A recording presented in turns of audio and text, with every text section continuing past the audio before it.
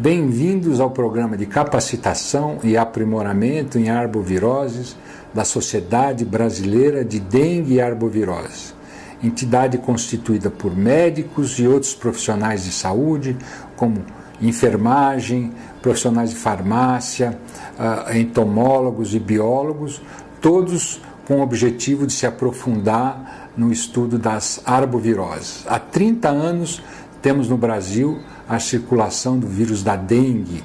Há 6 ou 7 anos, epidemias maciças de chikungunya. Há 2 anos temos visto a epidemia de Zika, com todas as suas repercussões em termos de malformação fetal.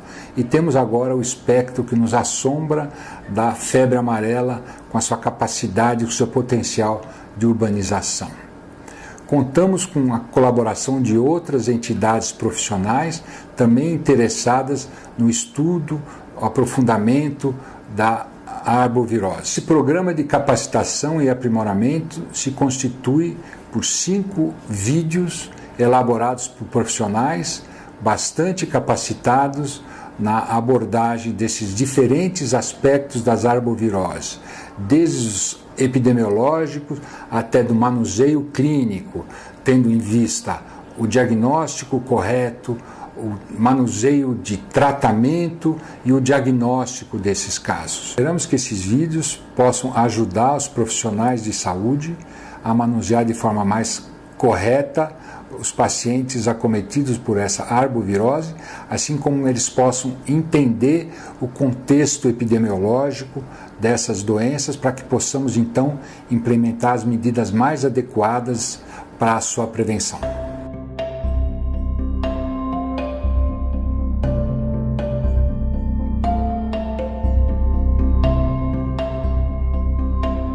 Uma das preocupações em saúde pública no que diz respeito ao controle das arboviroses é a densidade de vetores abaixo de um limite teórico, no qual se possa evitar as epidemias. Para isso são providas várias medidas de prevenção contra o Aedes. A abordagem mais eficaz no combate às infecções transmitidas pelas espécies de Aedes é aquela baseada no controle integrado, ou seja, na obtenção permanente de conhecimento sobre o vetor, com a aplicação deste conhecimento em ações e intervenções que consolidem um conjunto de técnicas, cada uma visando um objetivo específico e comprometido com a estratégia de controle a estes vetores, cenário no qual o engajamento de toda a comunidade é fundamental. O controle ambiental consiste na eliminação de pontos de acesso da fêmea à água parada de modo a evitar a postura dos ovos. Eliminar, proteger ou vedar depósitos com água parada como caixas d'água, tanques, tambores, pneus, garrafas, lonas, calhas e outros depósitos nos domicílios, além da coleta seletiva de resíduos sólidos e materiais recicláveis, com seu adequado manejo para evitar acúmulo de água desprotegida, desenvolver formas de reindustrialização dos materiais, além de combater pontos de atenção na engenharia e manutenção das edificações, são ações que contribuem em muito para o combate a criadouros fazendo intervenções no ambiente.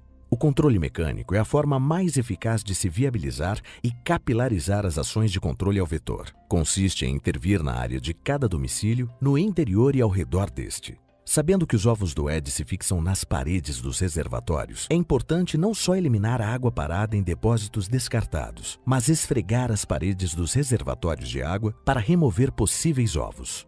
Telas de proteção nas janelas e portas e mosquiteiros em berços e camas também são medidas que devem ser adotadas para evitar a picada dos mosquitos. Vamos ter em mente que as arboviroses de importância para a saúde humana têm como principal forma de transmissão a picada do Aedes aegypti ou albopictus. Porém, a transmissão do Zika vírus já foi comprovada por outras possibilidades, como a via sexual. Além disso, já foram detectadas partículas virais no sangue, sêmen, urina, saliva, leite materno, até em vagina e lágrima de alguns animais. Portanto, o uso de preservativos é sempre recomendado, principalmente no caso de relação sexual com gestantes. Dentre as medidas de controle mecânico, podemos citar ainda o uso de roupas que cubram a pele. Recomendam-se roupas claras que não atraem tanto mosquito, meias e camisas de mangas compridas que cubram a pele, já que o Aedes não consegue transfixar o tecido na picada. A utilização de inseticidas domésticos ainda desempenha um papel importante no controle do Aedes. Porém, a seleção de mosquitos resistentes aos larvicidas e inseticidas disponíveis no mercado é importante. Há um grande investimento da indústria na busca de inseticidas eficientes e principalmente com bom efeito residual. Ainda há o larvicida, que, como vimos, pode perder sua função e ser alimento para as larvas sem efeito letal para elas. Há alguns bioinseticidas em fase de testes sendo desenvolvidos, inclusive por empresas e centros de pesquisa brasileiros. Por exemplo, um comprimido hidrossolúvel em desenvolvimento na Fiocruz, que, quando ingerido pelas larvas do Aedes, age inibindo os músculos da boca e intestino das larvas, ao mesmo tempo que causa uma infecção generalizada nos insetos. Após confirmada sua segurança ambiental e humana, este novo produto poderá se tornar um importante aliado no controle aos mosquitos em grandes reservatórios de água, como caixas d'água, tanques e tambores. Os repelentes para uso tópico em várias apresentações podem ter 3 diferentes princípios ativos comercializados no Brasil e aprovados pela Anvisa: o IR 3535, a icaridina e o DEET. As variadas concentrações disponíveis dessas substâncias repelentes permitem a aplicação de algumas formulações também em crianças acima de 6 meses e nas gestantes, o que torna o seu uso um importante fator de proteção para os fetos em relação ao Zika vírus. Outros mecanismos de proteção contra o Aedes merecem destaque, como o uso da permetrina, uma substância protetora que pode ser aplicada nas roupas, cortinas e janelas, além de pesquisas com outras substâncias usadas em tintas de pintura de parede, com ação repelente e inseticida contra este vetor.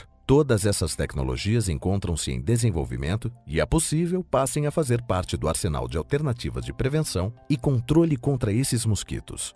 Há ainda os repelentes elétricos para ambientes internos em líquido ou pastilhas. Outra estratégia promissora em teste é a utilização do próprio mosquito como dispersor de inseticidas. Estações de disseminação atraem o mosquito, que, ao pousar, se impregna com inseticida e o dissemina aos demais mosquitos por contato. Alternativamente, com a perspectiva de maior impacto ambiental e poucas contraindicações, os mecanismos de controle biológico ganham força, como o uso de peixes larvófagos e microcrustáceos predadores. Todavia, a principal dificuldade de empregar essa técnica permanece sendo sua limitação em larga escala e que necessariamente depende de apoio da população local. As vacinas contra a dengue estão sendo pesquisadas mundialmente por várias empresas. Algumas dessas vacinas estão em fase pré-clínica, outras em dossiês submetidos às respectivas agências regulatórias para aprovação, sendo concebidas como processos de pesquisa bem diferentes. A vacina para a dengue ainda é um grande desafio. Sua eficácia depende da introdução de respostas imunes e de homogeneidade para todos os 4 sorotipos da doença.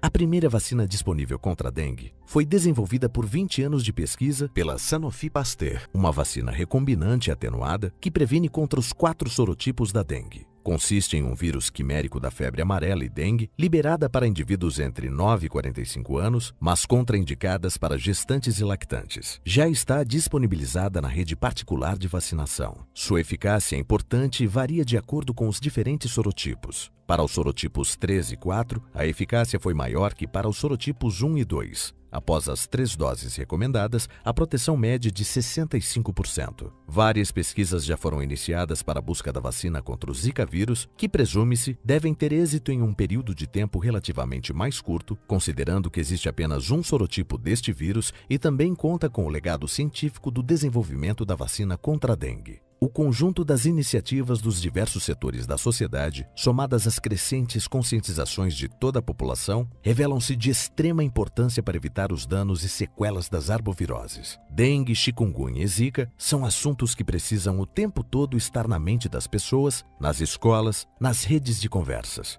As campanhas educativas de todas as esferas sociais e da iniciativa privada são dependentes da adesão, conscientização e mudança de hábitos da coletividade. A postura educativa de cada indivíduo fará diferença no sucesso do controle do vetor.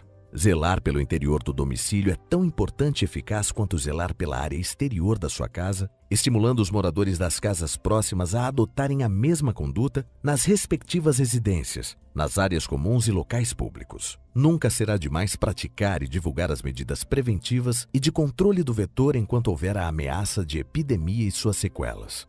Lembre-se, o Aedes é um mosquito muito mais que urbano. É um mosquito doméstico. Em uma casa tem tudo o que ele precisa: alimento, esconderijo e vários locais para a postura de seus ovos. E mais importante, uma só casa com Aedes por quarteirão é o suficiente para manter a infestação em toda esta área.